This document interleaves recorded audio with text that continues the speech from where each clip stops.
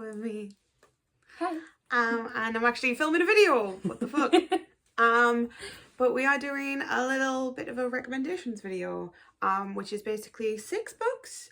Six books that Becca wants me to read in the next year, because I don't read a lot, as much as some people do. And I was like, I want to read some stuff, and there was a lot on my shelves that I know you love. She said 5, but I was struggling, so she said 6. So we have 6 books here that I'm hopefully going to get to in the next year. Cool. So these are like mostly YA. I have a lot of YA on my shelves. Which I've not been reading as much YA lately, but these are some that I would reread. So first off, we have Ash Princess by Laura Sebastian. It's the first in a trilogy, which I started reading the trilogy years ago. And just don't be like me and leave the 3rd book because you're like, oh, I don't want to read the 3rd book. Because you want to read the 3rd book. Because I finally read the 3rd book last year and was like, why did I wait so long? It's really good. The middle book is like a middle book, but it's really well done. And it's got like kind of Chosen One vibes, but not like proper Chosen One. It's like, it's hard to describe. But it's really good. And I don't know how to describe it without spoiling. But there's characters you're going to hate and characters you're going to love. It's really bad description, I'm sorry. No, it's fine. I'm excited.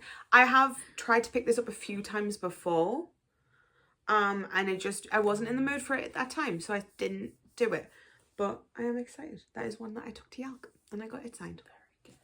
And she's such a lovely person. She was really nice when I met her. Next up is one that, if you know me, you know I've been raving about since I read it last year. It's The King is Dead by Benjamin Dean. To the point that he actually put, when he was signing Chloe's book, he actually said, listen to your friend. But this is amazing. It has like Gossip Girl vibes, but with royalty. But also it's like very like mystery, and like in some parts, I wouldn't say this is a thriller, but at some points it's like high stakes and you're like, what is going to happen? But it's really good, and it's queer as well. It's amazing. It's got so much rep, and Benjamin Dean's just an amazing writer, and this is just so good. So yeah. I had wanted to pick that up before I knew he was at Yalk, and then when I had it and I was like, oh, I can get that signed. I'm very excited to read it. It does sound really, really good. So good. The next one is Dry by Neil and Jared Schusterman. One thing I will say about this, do not read it in the summer when there is a drought, because that's when I read it last year and I was like, oh my God, we're going to run out of water. My brain just started going off on that. But it's really good. It's like a kind of dystopian where like California loses like all their water supply, and it really shows how like humans react to that sort of situation, and everyone like just loses it.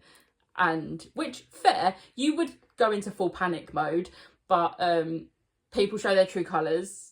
And it's just so clever seeing the journey that the main character has to go on to try and survive. And it's just so good. Like, I love the Scythe series, but this is my favourite Neil Schusterman so far. Oh, really? It's so good. Ooh. So good. And it follows like a couple of different characters. And there's like, I wouldn't say so much diary entries, but like you see like day 3, Monday, the like 6th of June and that, and like goes through like the days. And it is very, very good. Next is one that I know Andy will be happy about. I was thinking Andy. It's The Martian by Andy Weir. This is amazing. It's so funny, and if you can read the audiobook as well, do, because Will Wheaton narrates it. I have 4 credits as well, and he is just so good.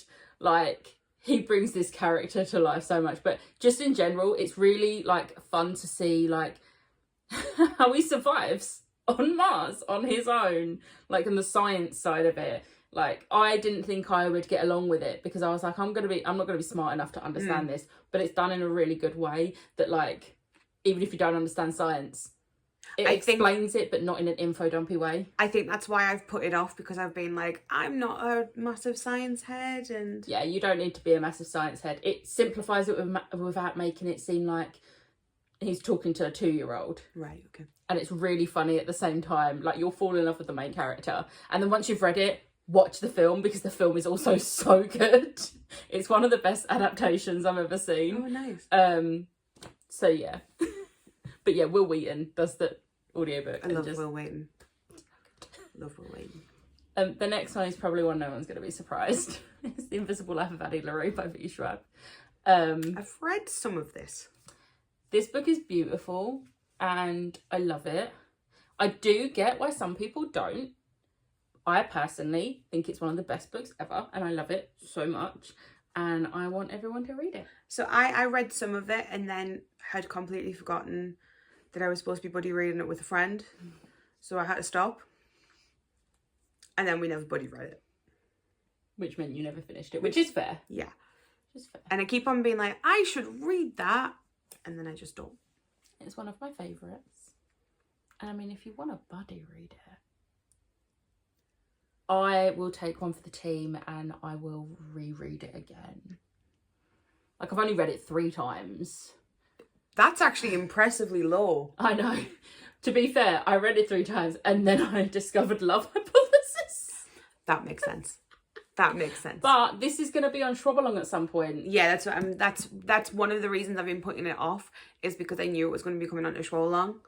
I'm going to be rereading it when it comes on to Schrobalong. Buddy read for Schrobalong? Yeah. Buddy read for Schrobalong. Yes. I also have many copies of this and I've like annotated one of them.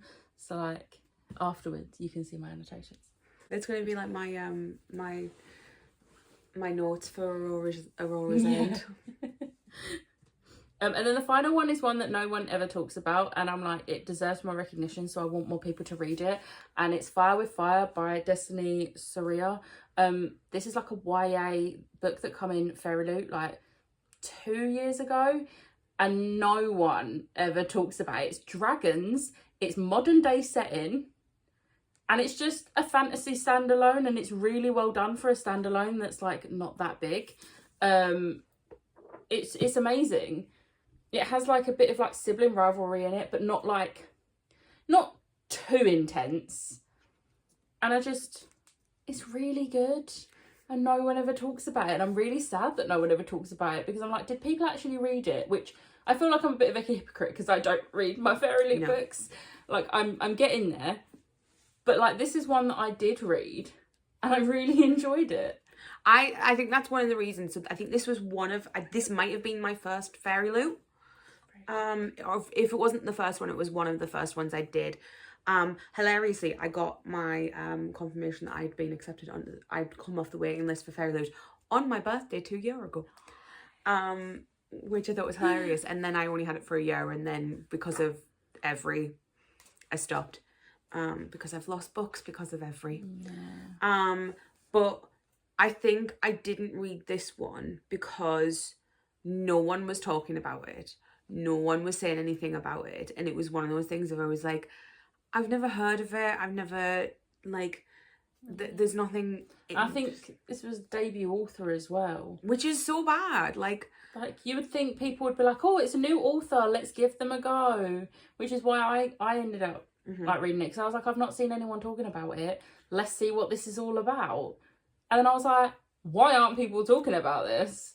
Are people just not reading it? Like, read it. It's so good. So I'll be reading this one. Yeah. And it's very pretty. There are a lot more books I could have picked off of these shelves, but I was good and narrowed it down to 6. We did spend all of yesterday, like, sorting these shelves out. Which means I can easily see what ones I could have picked from without being like, have you read this one? Have you read this one? Have you read this one? And we had like loads of discussions yesterday and of like going, have you read this? Have you read this? Oh my God, this is great. Oh, this is terrible. Like, da, da, da, da. We did that all day yesterday. It was a great birthday. I very much enjoyed it. So yeah. But yeah. 6 books, not 5. 6 books. Not a terrible stack. I have these to get through, which is not too many. It's not, and this reads really quickly. So does this. And like, yeah, they're not going to be like super difficult reads as well, which I appreciate. And even though these two do look a bit chunky, they're not. I think it's just because they're hardbacks, but they're not like super chunky. I'm excited to get to them. I'm excited. I hope you like them. I hope I like them. Also, we kind of both matched the cover for this because like there's like yellows and purples. Thank you very much. I hope you like them all. I hope I like them all. And that's the video. I still don't know how to do outros or anything, so thanks for watching. If you've read any of them, let me know in the comments. I'm sure she'll be listening to see what you think of them. Yeah. I'm sure that like practically everyone's read Addie though. Like, yeah, but that is a very love or hate book. Some people just really did not like it. Yeah. Some people have DNF'd it, and it's just like it hurts, but I do understand. I enjoyed what I read. I just didn't finish it. Anyway, we thank you for being here, and I might do another video at some point. Who knows? Bye, guys.